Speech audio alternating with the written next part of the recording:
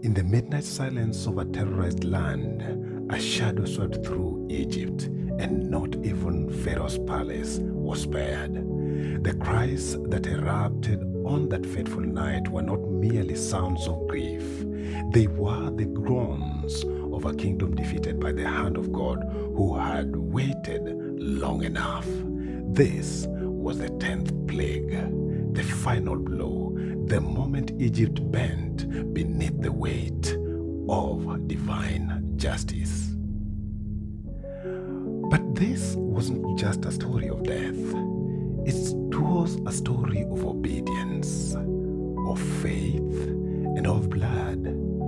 As the angel of death passed through Egypt, it did not stop to negotiate or explain. It looked only for one thing: the sign of trust, the blood on the doorpost. This blood, simple, crimson, obedient, marked the boundary between life and loss.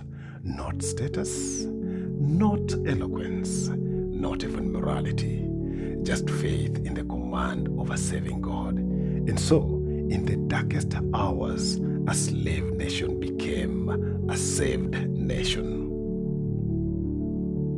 Pharaoh broke. He who had once said, "Who is the Lord that I should obey him?" now whispered in defeat, "Go, take your people, take your God, and bless me also." It was not diplomacy that secured Israel's release. It was divine determination. Freedom didn't arrive on the back of negotiations. It came as a command from heaven. And then they left. By starlight and torchlight, a people who had never known freedom began the greatest migration in sacred history.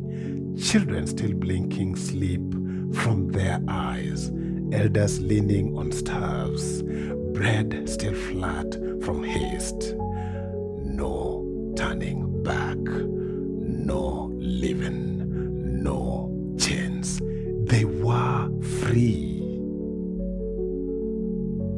But the Exodus wasn't just a relocation, it was a reformation.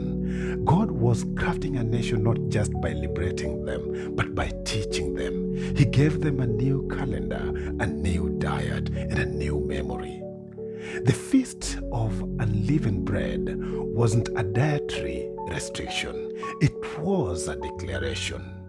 We are not bringing Egypt with us. Every crumb of yeast swept through the homes was a signal that God's people must leave behind more than geography. They must leave behind compromise.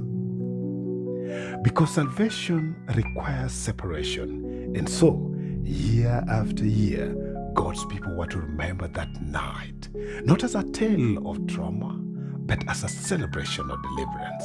A night not to be feared, but to be remembered. A Passover. The teacher's reflections echo across generations. Freedom was never just about exiting Egypt.